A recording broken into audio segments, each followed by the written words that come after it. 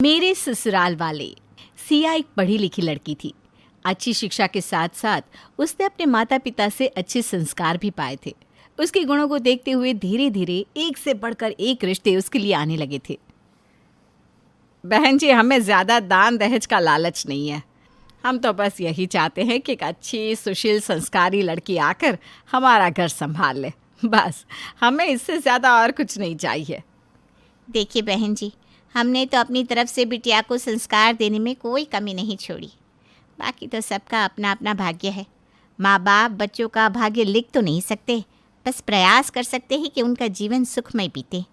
वाह वाह बहन जी, ये बहुत अच्छी बात कही आपने। चलिए अब हमें आज्ञा दीजिए। पंडित जी से सगाई का मुहूर्त निकलवा कर मैं आपको खबर करती हूँ। जी बहन जी, बहुत अच्छा। राधे राधे। राधे राधे। जल्दी सिया और मोहन की सगाई की तारीख निकल जाती है और ठीक 1 महीने बाद शादी करके सिया मोहन के घर यानी कि अपने ससुराल पहुंच जाती है। शादी के अगले दिन। सिया बेटा, कैसी है तू? सब सही है ना ससुराल में? हाँ माँ, सब सही है। माँ जी भी अच्छी हैं और मैं भी एकदम ठीक हूँ। आप कैसी हैं? सिया अपनी माँ से बात कर रही थी, तभी सास शर्मिला कमरे में आ जाती है। सिया बेटा, अब ससुराल आ गई हो तो फ़ोन रख दो और यहाँ पर घुलने मिलने की कोशिश करो। ऐसे मायके में ही अटकी रहोगी तो यहाँ पर कभी नहीं जुड़ पाओगी। शादी के बाद पहले ही दिन सास के मुंह से ऐसी बात सुनकर सिया को बहुत बुरा लगा। वो माँ जी, मम्मी को थोड़ी चिंता हो रही थी ना, इसलिए फ़ोन करके हालचाल पूछ रही थी। अच्छा, शादी से पहले तो तुम्हारी मम्मी संस्कारों की बहुत बड़ी बड़ी बातें कर रही थी। बस यही है संस्कार कि नई नवेली ब्याही बेटी की घर गृहस्थी में दखलंदाजी शुरू कर दो। एक दिन हुआ नहीं बेटी की शादी को कि फ़ोन करके कान भरने शुरू कर दिए। ऐसा लग रहा है बेटी ब्याह कर ससुराल नहीं काला पानी गई है, जो तुम्हारी मम्मी को इतनी चिंता हो रही है। अरे भाई, कन्यादान की रस्म का मतलब ही यही है कि अब उनका नाता तुमसे ख़त्म। उन्होंने खुद तुम्हें हमें सौंप दिया है, तो फिर घड़ी घड़ी फ़ोन पर क्या जानना है उनको? माँ जी, मेरी मम्मी ने मेरे कान नहीं भरे हैं और ना ही उन्होंने कोई दखल अंदाजी की है। बस एक फ़ोन ही तो किया है। मुझे समझ भी नहीं आता कि मेरी माँ के एक फ़ोन करने से किसी को क्या दिक्कत हो सकती है। सिया की दलीलों का सास शर्मिला पर कोई ख़ास असर नहीं पड़ा। वो तो जैसे राशन पानी लेकर नई बहू सिया पर चढ़ गई थी और जो भी उसके मुंह में आ रहा था सिया को सुनाती चली जा रही थी। सास के मुंह से खरी खोटी बातें सुनने के बाद सिया आंखों में आंसू लेकर कई घंटे तक गुमसुम से अपने कमरे में बैठी रहती है। उसे समझ में नहीं आ रहा था कि अभी चंद दिनों पहले तक प्यार और ममता लुटा रही सास शर्मिला अचानक ये किस रूप में आ गई है। आखिर वो किसे सच माने, जो उसने अभी देखा या जो वो आज तक देखती आ रही थी। सिया के दिल को गहरा आघात लगा था। फिर भी अपने नए जीवन की शुरुआत वह ऐसे आंसुओं के साथ नहीं करना चाहती थी। अपने आंसू पोंछने के बाद जल्द ही वो शादी के बाद होने वाली रस्मों में शामिल हो जाती है। 2 दिन बाद। हेलो जी मम्मी जी, नमस्ते। कैसे हैं आप लोग? जी यहाँ सब लोग ठीक है। जी जी जी, सिया भी बिल्कुल ठीक है। रुकिए, मैं अभी बात करवाता हूँ। मोहन सिया को फ़ोन देता है। नमस्ते मम्मी, कैसे हो आप सब? क्या बात है बेटा, 2 दिन हो गए तेरा कोई फ़ोन भी नहीं आया। मैंने फ़ोन मिलाया भी था, तूने उठाया नहीं। तब जाकर मैंने मोहन जी को फ़ोन मिलाया। ऐसी कोई बात नहीं है मम्मी, मैं बिल्कुल ठीक हूँ। वो मैं ना थोड़ी सी बिज़ी थी तो फ़ोन नहीं उठा पाई। आप बताइए, घर में सब लोग ठीक है ना?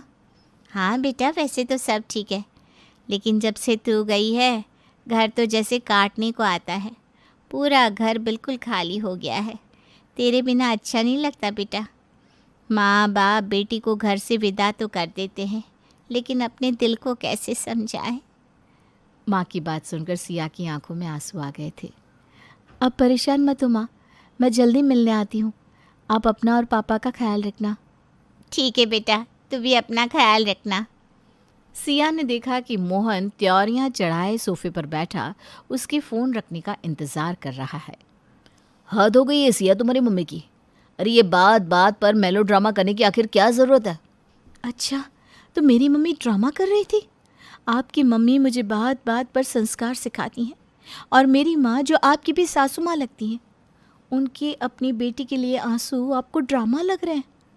वाह, संस्कार तो इसे कहते हैं, है ना? हाँ, मेलो ड्रामा कहते हैं इसे। अगर तुम फ़ोन नहीं उठा पाई तो झट से मुझे फ़ोन लगा दिया। ऐसा लग रहा है जैसे कि हम न जाने तुम्हारे साथ क्या कर रहे हैं, जिसकी चिंता में घुली जा रही है तुम्हारी मम्मी। मैं सब समझता हूँ। हमारे घर की पल पल की जानकारी लेने के लिए ही तुम्हारी मम्मी रोज़ तुम्हें फ़ोन करती है ना। आपकी मम्मी ऐसी बातें बोलती थी तो मुझे लगा उनकी उम्र हो गई है, उनका ज़माना अलग है, इसलिए उनकी सोच ऐसी है। लेकिन आप ऐसे निकलेंगे, मैंने कभी सपने में भी नहीं सोचा था। सिया देखो, सीधी सी बात है, जो लड़कियां पल पल की खबर मायके पहुंचाती है उनके घर कभी आबाद नहीं होते। अरे क्या ज़रूरत है अपने जीवन में होने वाली हर छोटी बड़ी बात मायके में बताने की। अब तुम्हारी शादी हो गई है, अपना नया जीवन शुरू करो। मैं नहीं चाहता कि मेरे घर के हर मामले में तुम अपनी मम्मी से एक्सपर्ट राय लेकर यहाँ उनकी मर्जी चलाओ। 10 साल पहले तक जब लड़कियों के पास मोबाइल फ़ोन नहीं थे तब क्या शादियाँ नहीं होती थी? वो लड़कियाँ भी तो अपने ससुराल में रहती ही थी ना। बल्कि मेरा तो मानना है कि आज के समय से ज़्यादा ही खुश रहा करती थी। और सबसे बड़ी बात, तुम्हें इस घर में ऐसा क्या कष्ट है जो तुम रोज़ रोज़ फ़ोन पर आंसू टपकाती रहती हो? पति मोहन की बात सुनकर सिया को समझ में आ गया था कि पूरे परिवार की सोच में ही खराबी है। इन लोगों के साथ किसी भी तरह की बहस करने का कोई फ़ायदा ही नहीं, क्योंकि किसी की सोच को 2 दिन में बदला नहीं जा सकता। बरसों से बनी धारणा को बदलने के लिए उसे कुछ सॉलिड तर्क चाहिए होंगे। धीरे धीरे समय बीतने लगता है। हर शादीशुदा लड़की की तरह सिया भी ससुराल की पसंद नापसंद के अनुसार खुद को ढालने की कोशिश में लगी हुई थी। बेटा सिया, तेरा सोने का हार और मांग टीका तो मेरे पास अलमारी में ही रह गया। बड़ी गलती हो गई बेटा, तुझे ज़रूरत हो तो मैं कल ही भिजवा देती हूँ। अरे मम्मी, वो बुआ के यहाँ से लौटने के बाद मैंने ही तो आपकी अलमारी में अपने गहने रखवाए थे। आप माफ़ी क्यों मांग रही हैं? और मैं सोने का हार कोई रोज़ थोड़ी ना पहनती हूँ। अब रखे रहिए, मैं अगले महीने रक्षाबंधन पर आऊँगी ना, तब ले लूँगी। तुम घर आई नहीं कि मम्मी जी का फ़ोन करना फिर से शुरू। हाँ भाई, बेटी के घर पहुँचते ही ताज़ा खबर जो चाहिए होगी। मोहन, मेरी मम्मी किसी की चुगली करने के लिए फ़ोन नहीं करती। मेरी गोल्ड की ज्वेलरी घर पर छूट गई है, इसलिए उनका फ़ोन आया था। क्या? ज्वेलरी छूट गई? देखो सिया, माँ को मत बताना कि तुम अपने गहने मायके में देकर आई हो, वरना जो होगा उसके लिए तुम खुद जिम्मेदार होगी। मोहन, मैं देकर नहीं आई, वो गलती से रह गए हैं। और दूसरी बात, अगर मेरा कोई सामान मायके में है भी तो क्या वहाँ चोर डाकू रहते हैं जो चुरा लेंगे? उस रोज़ तो सिया का मूड इतना खराब हुआ कि उसने पूरे 2 दिन तक पति से बात तक नहीं की।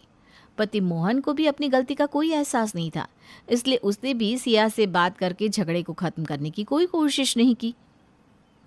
लगता है मुझे ही बात को ख़त्म करना होगा, नहीं तो ये झगड़ा ऐसे ही बढ़ता चला जाएगा। तीसरे दिन सिया अपनी माँ को फ़ोन करती है। मम्मी, वो मुझे कहीं शादी में जाना है, उसके लिए गहनों की ज़रूरत है। आप प्लीज़ पापा के हाथ मेरा सामान भिजवा देंगी? और हाँ, पापा को कहिएगा कि चुपके से मेरा सामान सिर्फ मेरे हाथ में ही दे, किसी और के सामने गहनों के बारे में बात करने की कोई ज़रूरत नहीं है। माँ को सारी बातें समझाने के बाद सिया फ़ोन रख देती है। अगले दिन सिया के पापा उसका सामान लेकर आते हैं और गहनों की पोटली उसके हाथ में देकर लौट जाते हैं। मैंने मायके से अपने गहने वापस मंगवा लिए हैं। अपनी संतुष्टि के लिए आप एक बार चेक कर सकते हैं कि सारा सामान सही सलामत वापस आया या नहीं। गहनों के वापस आ जाने के बाद धीरे धीरे मोहन भी सामान्य हो गया और सिया से बातचीत करने लगा। इस घटना को कुछ ही दिन बीते थे कि एक दिन सास शर्मिला उसके कमरे में आती है। सिया बहू, अपने गहने देना ज़रा। क्या हुआ माँ जी? अरे वो अलीगढ़ वाली जीजी के यहाँ शादी में जाना है ना, तो मैंने सोचा तेरा हार और सोने के कंगन पहन कर चली जाती हूँ। सिया खुद भी अलीगढ़ वाली बुआ जी के यहाँ अपना हार और कंगन पहनकर जाना चाहती थी, लेकिन शर्मिला ने बिना सिया की इच्छा पूछे उसके गहने उससे ले लिए। क्या लगता है आप लोगों को, शर्मिला कभी अपनी बहू को समझ पाएगी? क्या आप लोगों को भी लगता है कि सिया का अपनी माँ से बात करना गलत है? क्या सच में उसकी माँ के कारण सिया की शादी खतरे में थी? मोहन, मैंने आपसे कहा था ना कि आज आप ऑफिस से जल्दी आ जाना, हम लोग बाजार चलेंगे, लेकिन आप अभी तक लौट कर नहीं आए। फ़ोन रखने के बाद सिया कुछ उखड़ी हुई सी नज़र आ रही थी। बहू को ऐसे चिड़चिड़ाती हुए देखकर सास शर्मिला उसके पास जाती है। क्या बात है बहू, इतनी परेशान से क्यों नज़र आ रही है? कुछ काम था क्या मोहन से जो जल्दी आने के लिए कह रही थी? हाँ मम्मी जी, मैं काफ़ी दिनों से नए पर्दे और चादर लेने के लिए कह रही हूँ, ताकि मेरे रूम का लुक थोड़ा चेंज हो जाए। लेकिन मोहन तो जैसे टस से मस ही नहीं होते। बड़ी मुश्किल से आज इन्हें अपने साथ जाने के लिए मनाया था, लेकिन ये अभी तक ऑफिस से घर आए ही नहीं। अरे मैं पूछती हूँ कि नए पर्दे और चादरों की आखिर जरूरत क्यों है?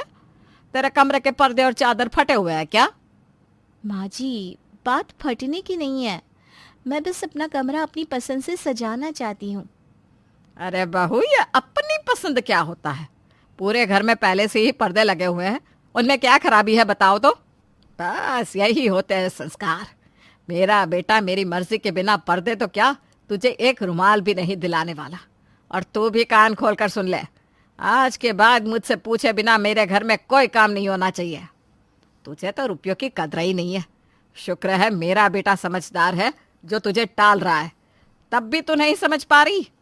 यह उसका ना कहने का तरीका है। लेकिन मम्मी जी, मैं बस अपने कमरे की बात कर रही हूँ, बाकी का घर जैसे रखना है आप रखिए, लेकिन कम से कम मेरा कमरा तो मुझे अपनी पसंद से सजाने दीजिए। सिया बहू, तुम्हारी माँ ने शायद तुम्हें बताया नहीं कि ससुराल में अपनी पसंद जैसा कुछ नहीं होता। यहाँ वही होगा जो मैं चाहूंगी। ये मेरा घर है और तुम्हें यहाँ के कायदे के अनुसार रहना सीखना होगा। सिया समझती थी कि उसकी सही बात को भी सही कहने वाला इस घर में कोई नहीं है। सास के साथ साथ उसका पति मोहन भी बिल्कुल अपनी माँ की ही परछाई था, इसलिए सही होते हुए भी वो घर की शांति बनाए रखने के लिए चुप हो जाती थी। सिया की शादी को अभी कुछ ही महीने बीते थे और वो अभी अपने ससुराल के तौर तरीकों में रमने की कोशिश कर रही थी कि तभी सास ने सिया पर बच्चा करने के लिए दबाव बनाना शुरू कर दिया। मोहन, मैं अभी बच्चे के लिए बिल्कुल भी तैयार नहीं हूँ।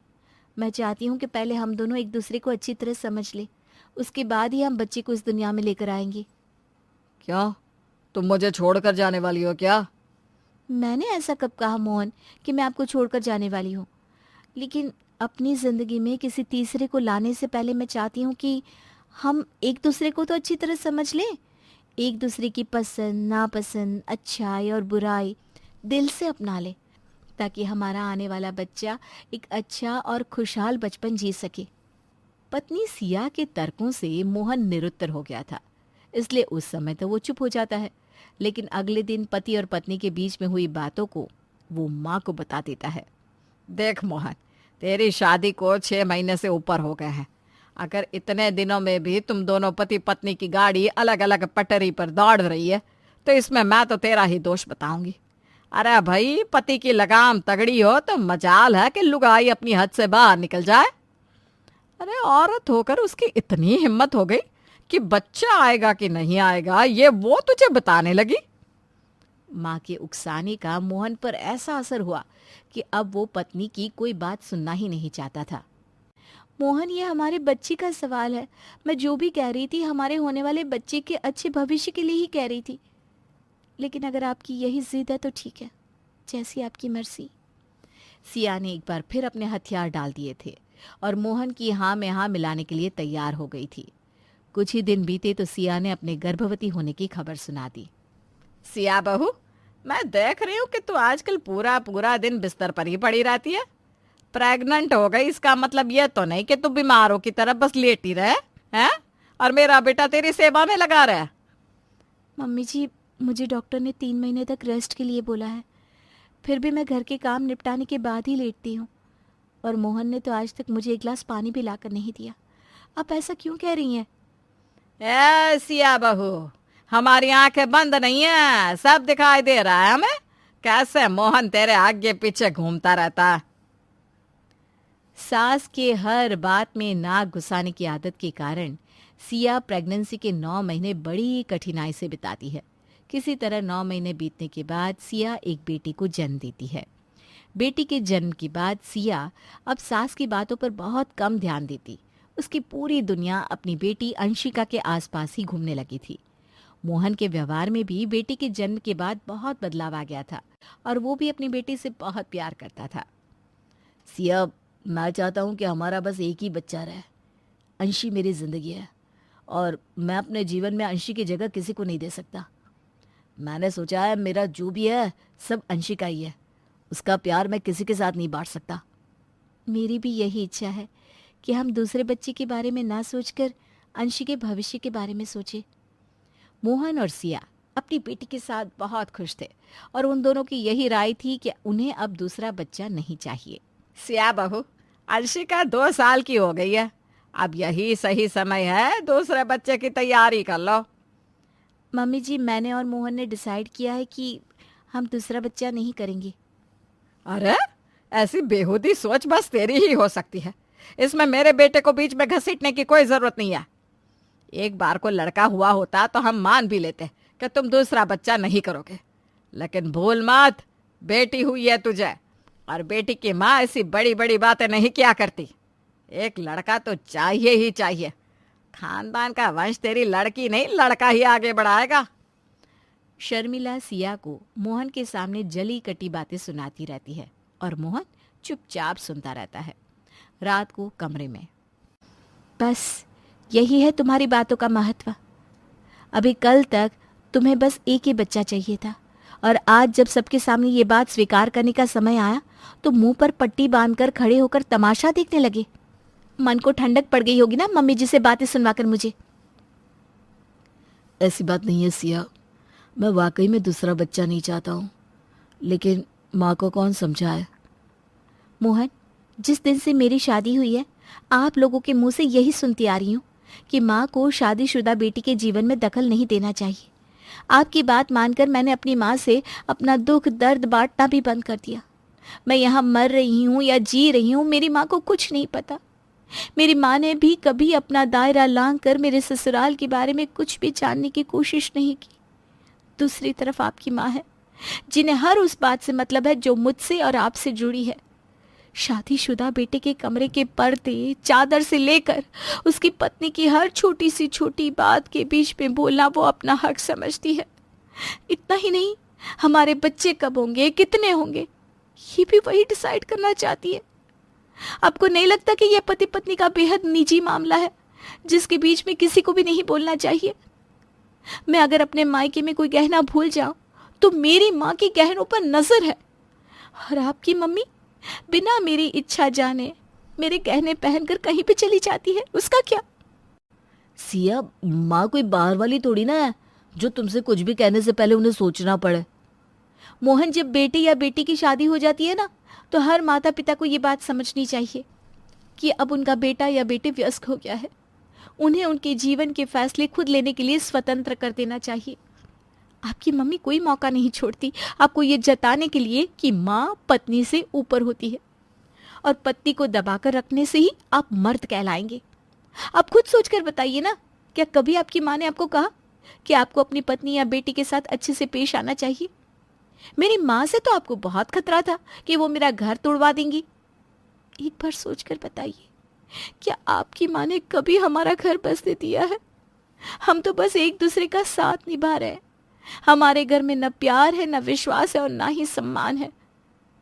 ऐसा किस किताब में लिखा है मोहन कि बेटी की माँ घर तोड़वा देती है, लेकिन बेटे की माँ चाहे जो करे उससे घर नहीं टूट सकता? सिया की बातें सुनकर मोहन को एहसास हुआ कि सिया का कहा हुआ एक एक शब्द सच है। तुम सही कहती हो सिया, गलती मेरी भी है जो आज तक हर समय माँ का हाथ पकड़कर चलता रहा। हो सके तो मुझे माफ कर दो। आज के बाद हमारी गृहस्थी में किसी का दखल नहीं होगा।